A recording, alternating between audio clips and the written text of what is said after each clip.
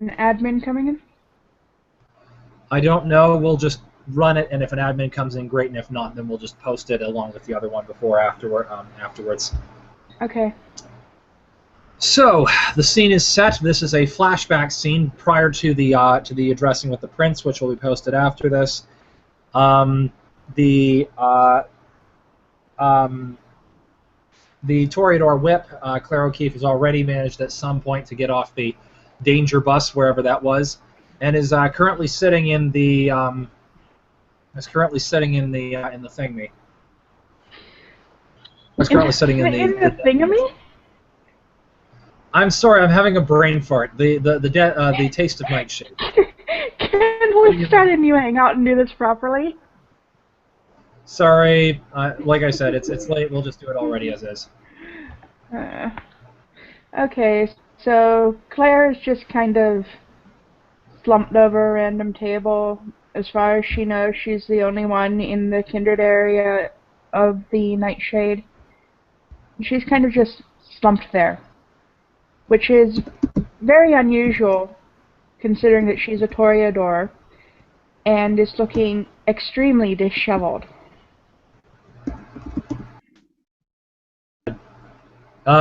Monsieur Leblanc pops in and says, Mademoiselle O'Keefe, what will it be? The strongest thing you've got. I don't even fucking care right now. I need to get drunk. Monsieur Leblanc pours a glass of vitae that was a glass of blood that was from a guy that was drunk on cognac and on really good cognac, and hands it to or really good snifter of blood mixed with cognac, and says, "Try this. It will probably deaden the nerves a little bit." May I ask what put you in such a difficult mood? Us bartenders are supposed to be listening ears, no?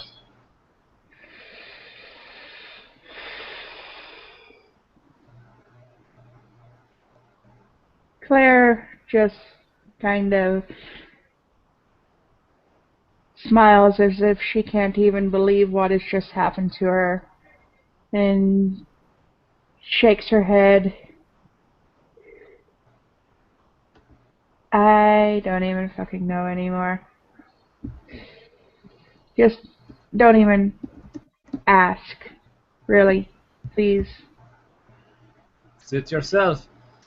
I've learned that sometimes I've learned from hard experience that sometimes having a listening ear is often a way to help heal from previous wounds, though I must say myself I still have not healed from all of mine.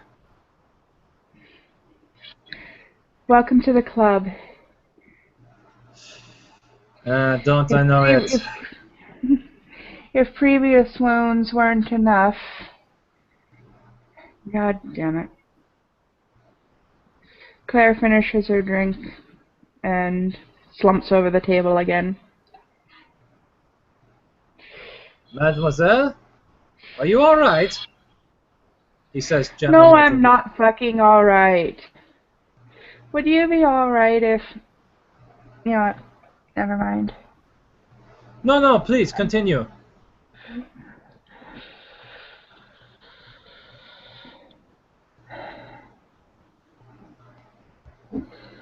Of all the things that have happened recently, I have had the worst fucking time since arriving here in New Orleans.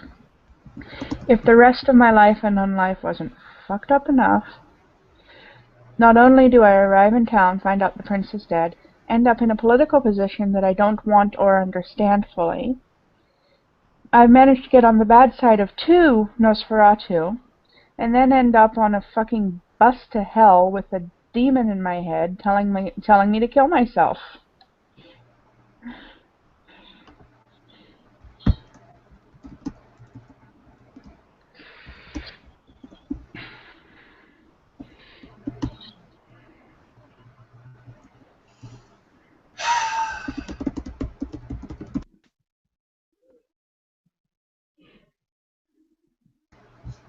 Damn.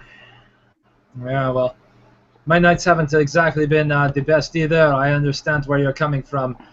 Fighting off Sabat, and as usual, it hadn't been. Every time I go into another war zone, I remember what happened and how I lost my sire. It's not a good story. I was really close to my sire. Sorry, I don't mean to. I'm just saying I know where you're coming from.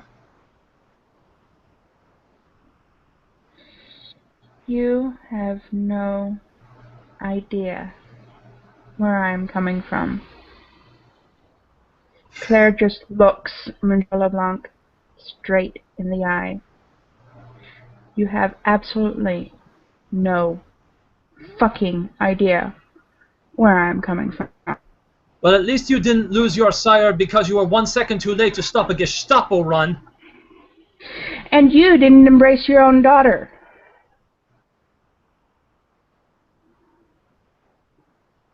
Ooh, okay.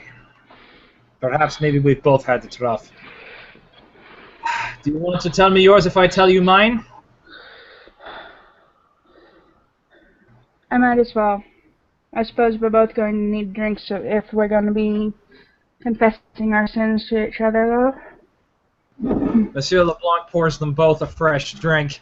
And yes, I'm going to use a root beer bottle to symbolize this. Don't bother with symbolizing things, seriously. Yeah. But Monsieur Leblanc pours them both another drink and says, "Well, do you want to go first or shall I?" I suppose I'll go first. I've already told you what's on my mind at the immediate moment. All right, you first. I've mentioned that I was the oldest of 7 children in my family. Pardon me. And I've also mentioned that I was the daughter of Irish Catholic immigrants. What I didn't mention is that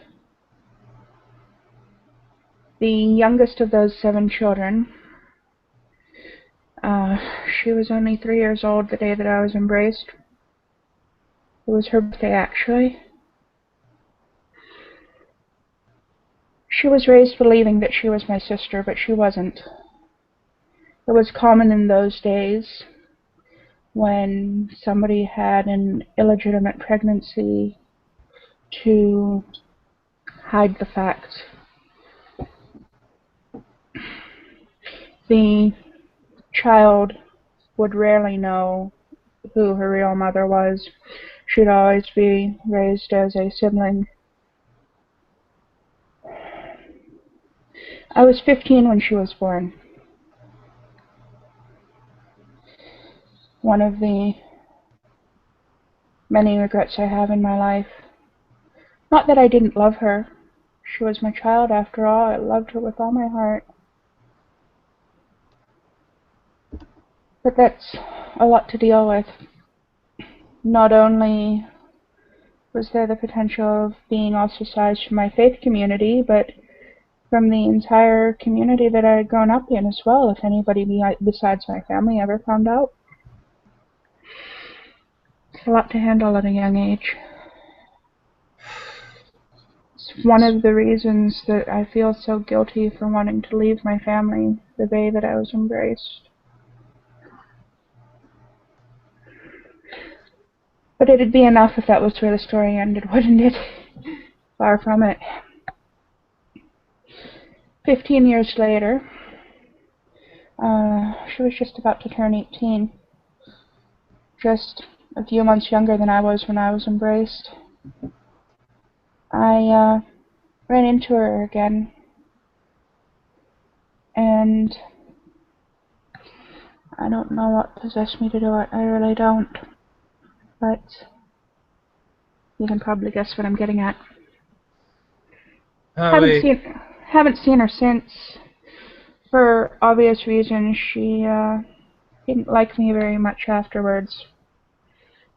Yeah. I understand the pain of losing a loved one. In my case, it was my sire. Back when I was mortal, I lost my family. I was an orphan. I pretty much learned to survive on the streets as a ruffian, a pickpocket. I ran around, and well, the person who saved me, surprisingly, was none other than the great Arsène Lupin, the gentleman thief of Paris, and all this kind of thing. Turned out he was a vampire, and all those. Turns out he was one of us as a kindred, and all those shows comme ça. Well, in 1910, I was embraced as a.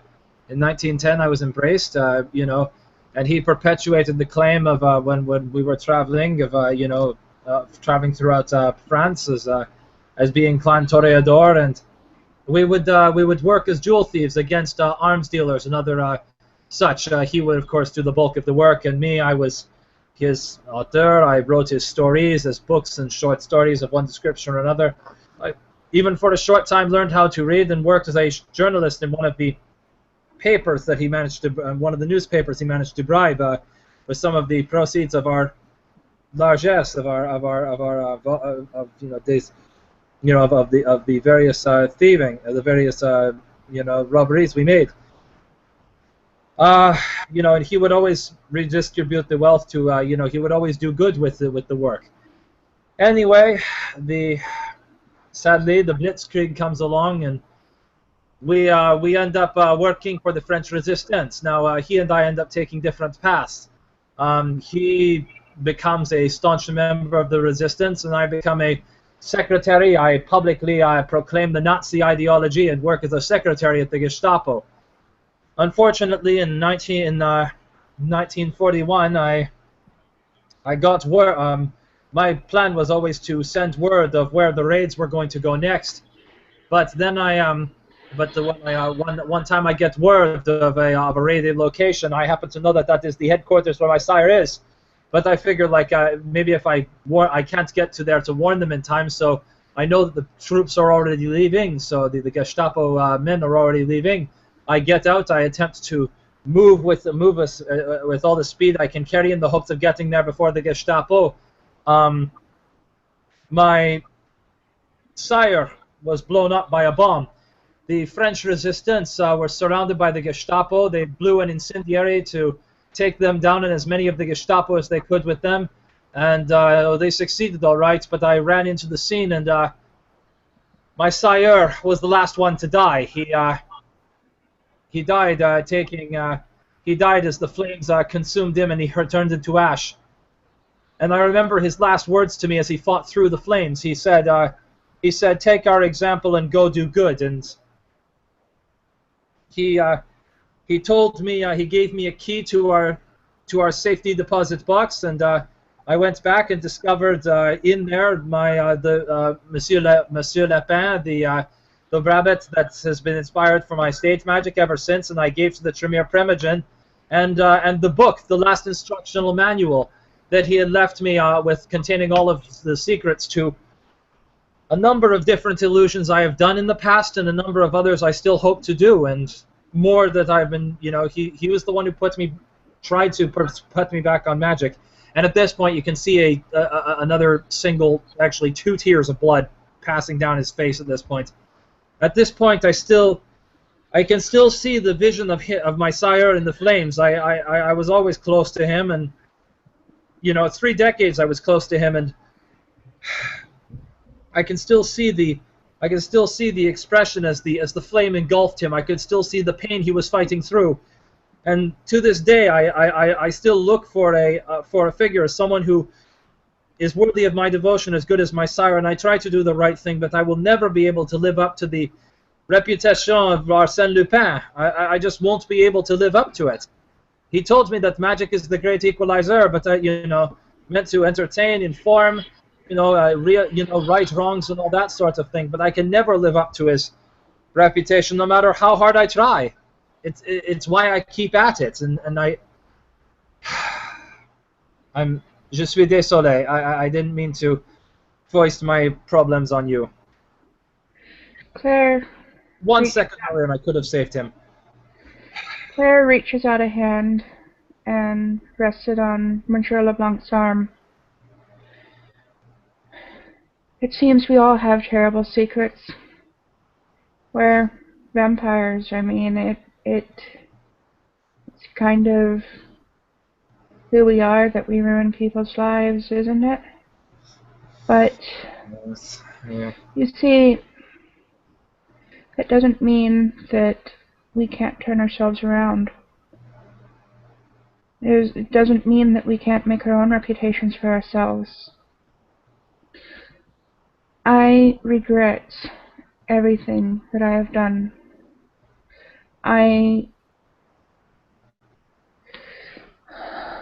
Claire sighs. I say to myself on a daily basis, Out of character, I'm gonna have to drop and reload. Apparently, for some reason, my computer decided to go black on the webcams, etc. I still see you. Yes, but everything's gone black, complete screen on my side, which means I can't shut off the broadcast. Okay. I'll reboot and be right back. Sorry about this. Mhm.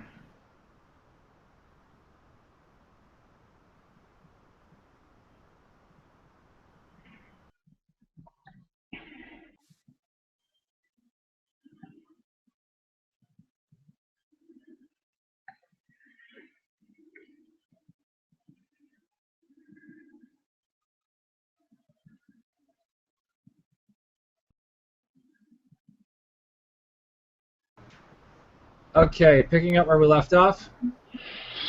You were saying. I say to myself every day, if it hadn't been for that one indiscretion when I was 15, my daughter never would have been born, and none of this would have ever happened to me or to her. But we can't change the past. All we can do is try to do something about the future that we face. We have to live with our mistakes. Well, perhaps there might be some way I can make it up. It's part of the reason I came to New Orleans. Orleans. I need, or the L'Orient Nouveau, des Orient Nouveau. I needed something, New Orleans. I needed something, something new to try to create my act again. I'm hoping to find a way to generate the art of Arsène Lupin, but I can't do something old with his art. I need something new. I thought that maybe incorporating a voodoo magic act might be something that would spark things up and take my career off again. You know, enough to perhaps provide as the misdirection for something. I don't know. Maybe I thought I could raise proceeds and devote them to charity or something of that sort. It's a very noble thought. We all have our own ways of making up for our mistakes, our indiscretions, our sins even. Mais oui, mais oui, mais en même temps, je ne sais pas que je peux faire pour des choses. Excuse me, excuse moi. I flip into French from time to time and forget I'm doing so. I meant to say I'm not sure exactly how to go about it. You know, I know this may not be your thing, but there is a play I think coming up, a classic of Cyrano de Bergerac that's going to be being performed at the going to be performed at the local going to be performed in one of the local parks. I hear tickets are only like $10 or something. I know it's cheap, but I'm not exactly a man of means right now. But would you perhaps be interested in going with me to the theater, and perhaps maybe as we watch some old French classics, maybe something will inspire us both. You say you need you need inspiration for a new inspiration for a new novel, and me, I need inspiration for a bit of nouveau magique. Perhaps maybe will come perhaps something will inspire us. I don't know. Claire smiles and eventually laughs. You're talking to a toreador, sir. Of course I'd be interested in seeing a play. Yeah. Who knows? Maybe we will. Who knows? Maybe something will finally come. You know, and that is at least something that I can finally do. You know, I have an idea. I don't know. I don't know if there's. I don't know if I'll be able to ever perform for a new prince or what have you. Depending on when one is appointed for the city. But la cité. But in the meantime, if I can at least find a magic trick that will impress a toreador, perhaps maybe then I'll have something. Perhaps you will. I'll be looking forward to it. In the meantime,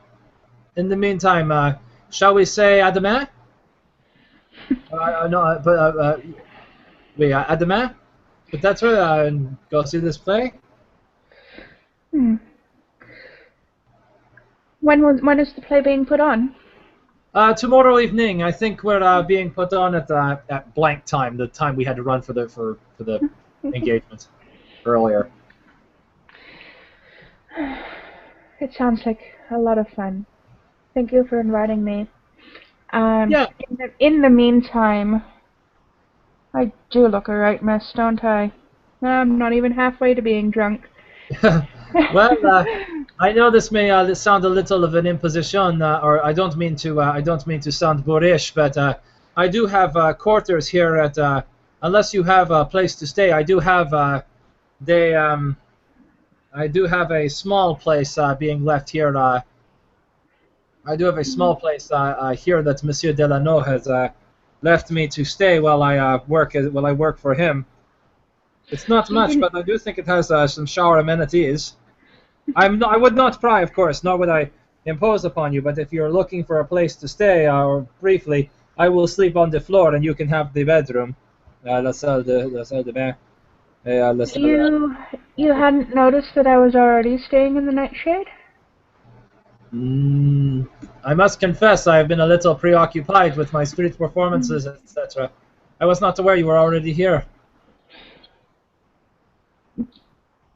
The night that we removed Kushiel as our primogen, Lillian and Clay and I were each given rooms here in the Nightshade, considering that Clay's house seems to have burned down, and I didn't really have any steady place to stay yet, having only been here for a couple of nights. So, you know, for obvious reasons, it made sense. Mr. Delano is a kind man, isn't he? Bien sûr, I have not had a better employer in a long time. Unlike Le Bâtard, who took everything from me 10 years ago. Pardonnez-moi, je ne me souviens pas des choses très mauvaises, mais sorry, I keep forgetting. I flip into French. I'll just have to learn the language then. Or I will have to remember not to. I will have to remember to think in English and in Anglais. Think in English. It will be harder, but